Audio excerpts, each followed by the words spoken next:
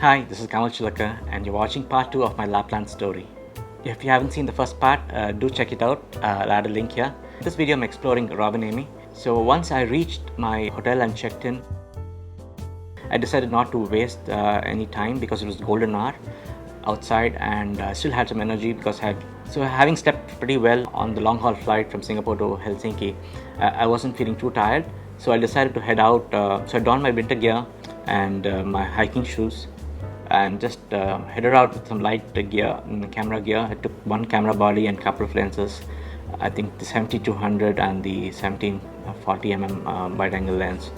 And I headed out to explore just the area close to my hotel because I was already staying very close to the banks of the river Kemijoki, and I decided to walk along the banks of the river and explore just to get a feel of the place, try to get acclimatized to the temperatures there, and wearing those clothes and walking with those shoes and walking on those slippery surfaces so that I would be better prepared for the next day. So I decided to walk around for a bit. So I started walking towards the Lumberjack Candle Bridge, which was not very far from the hotel.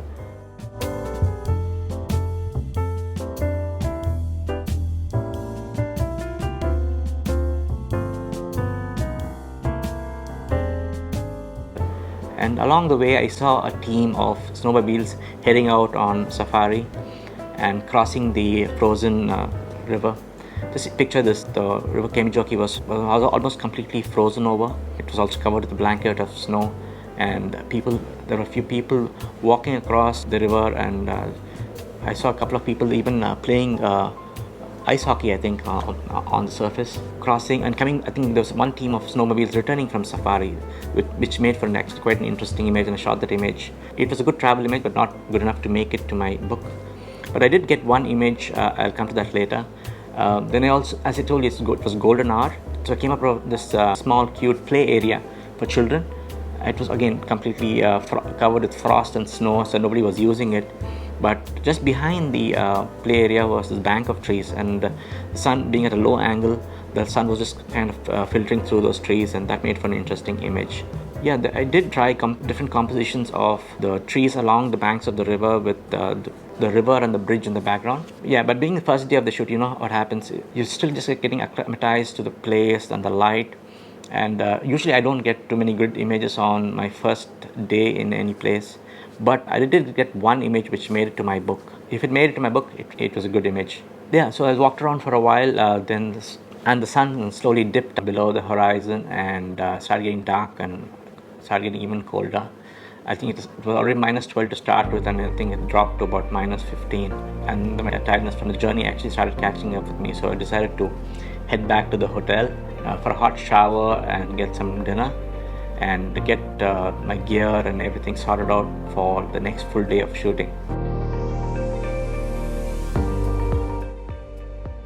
So on my second day at Rovaniemi, I woke up just in time to see the sun rising over the far banks of the river Kemijoki, and it was a beautiful sight. I did get a few pictures from my camera, but sometimes some scenes just cannot be captured on camera. You just have to enjoy the scene that is unfolding in front of you, and not every beautiful scene converts to a great photograph because of various reasons. I did take a few pictures from the balcony of my hotel room, and I also shot a few pictures with my iPhone 7, which I was using then.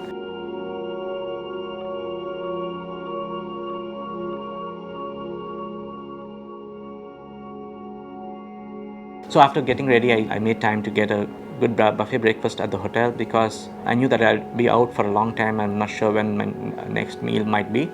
So I always ensure that I have a good breakfast before heading out, if I'm heading out late. But if I head out early in the morning, I would just get coffee and head out and then come back for breakfast. So I plan my day depending on the situation. So on that day, I had breakfast, I headed out and decided to do the Two Bridges walk. So being the closest walk near my hotel, I'd actually booked the hotel for this purpose because the Two Bridges walk, which is part of a larger loop called the Four Bridges walk, is one of the nice scenic walking trails in Rovaniemi. So the Two Bridges walk really is a walk that loops around the two bridges. So you walk along the banks of the river Kemijoki, cross over on one bridge, which is the Lumberjack Canal Bridge, and then walking in on the other bank of the river, and then cross over again using the old railway bridge.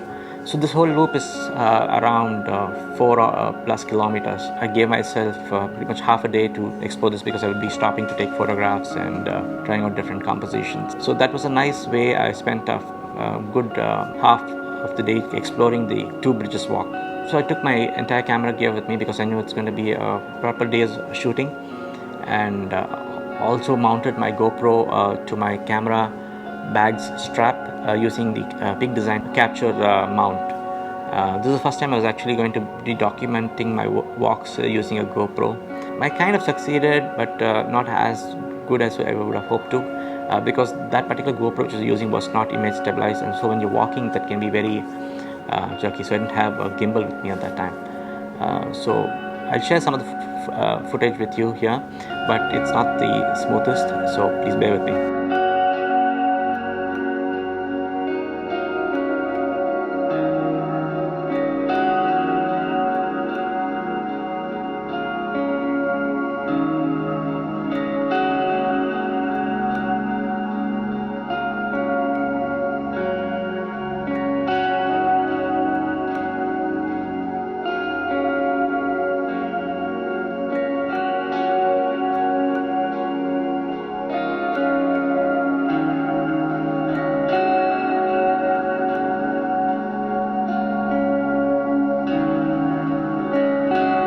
So I started exploring the river. So I started walking north first, and what caught my eye straight away was this line of trees along the banks of the river, which were completely covered with frost, which had become covered with frost overnight, and it was just magical.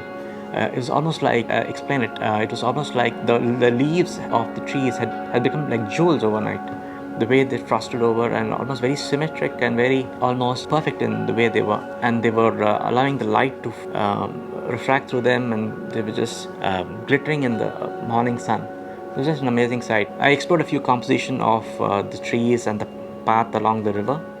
I also composed a few images with the frozen river and the bridge in the background, because the Lumberjack Canal Bridge actually is quite an interesting looking suspension bridge. And yeah, so I explored a few things that, and it was nice blue sky. So I explored a few images of the bridge and the river and the banks of the river and the frozen trees. And I also spotted a few interesting elements along the frozen river, such as this steps leading, these white steps leading to the river, which would probably be used in summer, maybe swim in the river or to get into a small boats. There was a white picketed fence along the banks of the river, and the sun at this low angle in the morning was kind of casting this nice long shadows on the pathway, connecting the picketed fence, almost connecting the picketed fence to the line of trees. So that was another thing that I saw and shot a few images of. And then there was this contrast of small plants and small items, discarded items, which are kind of poking out from from the frozen river, and these comparatively dark objects created this nice contrast. And I took these few detailed shots as well, and a couple of them actually made it to my book, which was quite surprising, because when I shot these images, I was just exploring them. I just was curious about how these images turn out. And that's a nice thing about going out of your comfort zone and trying something new, because you never know what images that you might make. So a lot of people make this mistake, and just as I did initially, of just sticking to some preconceived notions of what is good enough. But when you're out there in the field, try something wild, try something completely different from what you would shoot, and you never know what that's really when you start creating those special images. A couple of those images which I did try, these detailed shots, actually made it to my into my book, and were pretty well received during the exhibit. So I spent about half day walking along the banks of the river Kemijoki, and so here are a few images from that walk.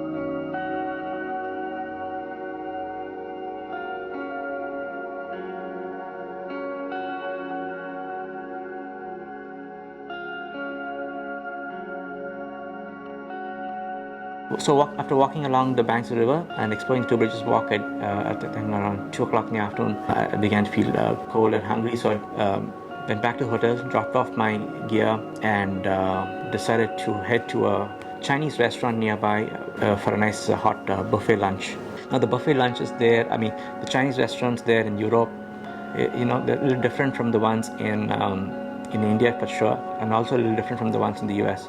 So they're more a little bland. The food is a little more bland and more suited to the European taste. But at least you get a lot of those familiar Asian flavors and taste.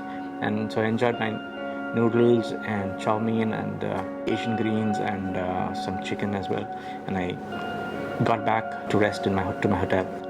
I didn't venture out again that day because I was already tired from this long time outside on my feet, and just headed out again evening to pick up some snacks and drinks, picked up a sandwich and a drink for dinner, and got back to my hotel room to enjoy that, and then again just prepared myself for the next day of shooting.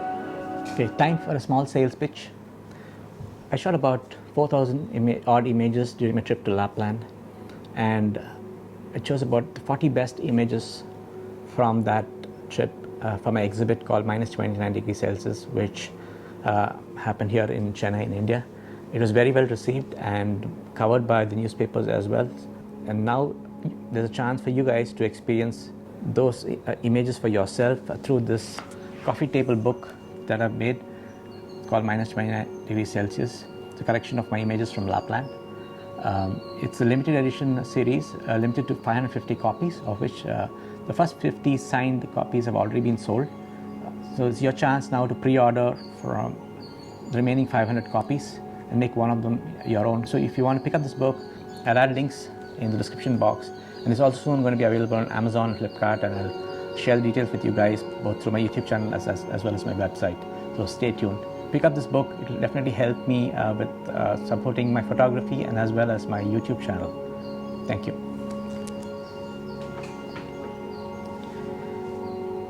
So till the next video, take care. Bye bye.